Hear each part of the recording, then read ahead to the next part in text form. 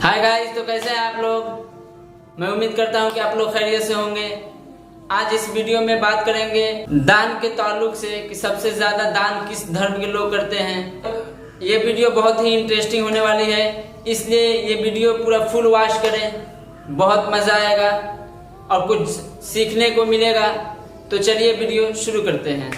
दुनिया के हर धर्म में अपनी कमाई का कुछ पैसे का दान करना सबसे बड़े पुण्य का काम माना जाता है, लेकिन आपको जानकर हैरानी होगी कि इस दुनिया में एक ऐसा धर्म भी है जिसके लोग हर साल $1 ट्रिलियन की धनराशि दान करते हैं। जी हाँ, सही सुना आपने, $1 ट्रिलियन। और कहते हैं कि ये आंकड़ा साल दर साल बढ़ते जा रहा है और जानकारों का तो ये भी मानना है कि ये पैसा इतना ज्यादा होता है कि इससे कई देश खरीदे जा सकते हैं। तो मैं बात कर रहा हूँ मुस्लिम धर्म के लोगों की, जो ज़कात के नाम पर इतना पैसा हर साल दान करते हैं। आखिर क्या है ये ज़कात, क्यों मुस्लिम धर्म के लोग ज़कात के नाम पर इतना पैसा दान करते हैं, तो जानेंगे आज के इस वीडियो में ज़कात से जुड़े कुछ अनसुने रोचक तथ्य। फैक्ट नंबर 14, इस्लाम में 5 जरूरी पिलर हैं, जो है शहादा, सलात, ज़कात, सवाब और हज। और हर मुसलमान की ये जिम्मेदारी है कि वो इन 5 पिलर्स को फॉलो करे। ज़कात इस्लाम का तीसरा पिलर है, जिसमें एक मुसलमान को अपनी धनराशि का एक हिस्सा गरीबों और जरूरतमंदों को देना होता है और ये कंपलसरी होता है। जिस तरह से मुस्लिम धर्म में 5 वक्त की नमाज जरूरी है, वैसे मुसलमान पर ज़कात भी फर्ज है, लेकिन ये सभी पर लागू नहीं होता है। जो इसके लिए एलिजिबल होते हैं उन पर यह फर्ज होता है। फैक्ट नंबर 13, जैसा कि मैंने आपको पहले बताया कि ज़कात इस्लाम के 5 पिलर्स में से एक है और इस्लाम धर्म को मानने वालों के अनुसार 622 ईस्वी में जब पैगंबर मोहम्मद मदीना गए और उन्होंने इस्लामिक राष्ट्र व्यवस्था की शुरुआत की, तब उस देश में ज़कात भी शुरुआत की गई थी। रमजान के महीने में ज़कात देना बहुत ही अच्छा माना जाता है, जिसके चलते रमजान के महीने में हर मुस्लिम को अपनी सेविंग से कुछ अमाउंट डोनेट करने का फर्ज होता है। इसे देने से न सिर्फ घर में बरकत आती है, बल्कि ज़कात देने वाले सेहतमंद भी रहते हैं। इसके अलावा कहा जाता है कि रमजान में लोगों का खर्चा अधिक बढ़ जाता है, ऐसे में ज़कात किसी गरीब के लिए किसी राहत से कम नहीं है। फैक्ट नंबर 12, ज़कात की तरह मुस्लिम धर्म में फितरा भी दान देने का एक माध्यम होता है। बहुत से लोगों को ये लगता है कि ज़कात और फितरा एक है, जबकि ऐसा नहीं है, क्योंकि ज़कात इस्लाम की 5 बुनियादों में से एक है और इसमें अपनी आमदनी से 2.5% देना तय है और इसे हर मुसलमान को देना जरूरी होता है। वहीं फितरा आप अपनी हैसियत के अनुसार दे सकते हैं, जिसकी कोई सीमा नहीं है। फैक्ट नंबर 11, ज़कात इस्लाम में एक फंडामेंटल डोनेशन है, जो एक साल में एक शख्स के द्वारा कमाई गई धनराशि का कुछ अमाउंट होता है, चाहे वो बैंक में हो या घर पर रखा पैसा हो या फिर सोना चांदी, कृषि उपज, पशुओं की कमाई और स्टॉक और इन्वेस्टमेंट से कमाया हुआ पैसा हो। इस्लाम में इसको इसलिए जरूरी किया गया है क्योंकि एक मुसलमान लालच और स्वार्थ से परे हो सके और गरीबों और जरूरतमंदों की मदद कर सके। फैक्ट नंबर 10, हो सकता है आप विश्वास ना करें, लेकिन ज़कात की अहमियत इतनी ज्यादा है कि कुरान पाक में ज़कात के बारे में 80 बार बताया गया है। रमजान के महीने में साल भर कमाए हुए पैसों का हिसाब करके कुछ हिस्से ज़कात के लिए निकाला जाता है, जिसका मकसद अल्लाह पाक के नाम पर दुनिया भर में भाईचारे और मुस्लिम ब्रदरहुड को बढ़ावा देना है। फैक्ट नंबर 9, ज़कात 2 प्रकार का होता है। पहला ज़कात अलमल और दूसरा ज़कात अल फितर। ज़कात अलमल ज़कात का सबसे कॉमन टाइप है। ज़कात अलमल एक इंसान के द्वारा अपनी धनराशि पर किया जाने वाला एनुअल डोनेशन है। इस दान में नकद, सोना, चांदी और संपत्ति पैसा शामिल है। वहीं ज़कात अल फितर एक और जरूरी डोनेशन जो मुसलमानों के लिए अनिवार्य है। डोनेशन को वैलिड बनाने के लिए इसे ईद से पहले डोनेट किया जाता है। फैक्ट नंबर 8, अगर कोई किसी बैंक से पर्सनल लोन लेता है तो अगले 1 वर्ष की किश्त के बराबर की राशि को छोड़कर शेष राशि पर ज़कात लागू होगा। कारोबार में रुपए न लगाकर अगर उसे ऐसे ही रख दिया जाता है तो भी उस पर ज़कात लागू होगा, लेकिन अगर किसी का कर्ज इतना है कि उसे छोड़ देने के बाद उसके पास निसाब यानी कि संपत्ति की मात्रा के अनुरूप ज़कात की राशि नहीं है तो उस पर ज़कात अनिवार्य नहीं है। फैक्ट नंबर 7, व्यावसायिक उद्देश्यों के लिए रखी गई जमीन, प्लॉटों और खेतों पर भी ज़कात देना होगा, लेकिन घर बनाने के लिए रखे गए जमीन पर ज़कात नहीं देना होगा। अगर कोई अपने बच्चे के लिए या इस तरह के इस्तेमाल के लिए फ्लैट खरीदता है तो उस पर भी ज़कात लागू नहीं होगा। अगर किसी की दुकान है तो वहाँ रखे सामान पर ज़कात अदा करना होगा, लेकिन दुकान की इमारत या जमीन पर ज़कात लागू नहीं होगा। फैक्ट नंबर 6, कईयों को लगता है कि अगर उनके या उनके परिवार के पास सोने और चांदी के गहने, कीमती रत्न या ऐसी चीजें हो तो तभी उन्हें ज़कात देना होगा, तो ऐसा नहीं है। हाथ में नकद राशि, प्राइस बॉन्ड और सर्टिफिकेट, सोना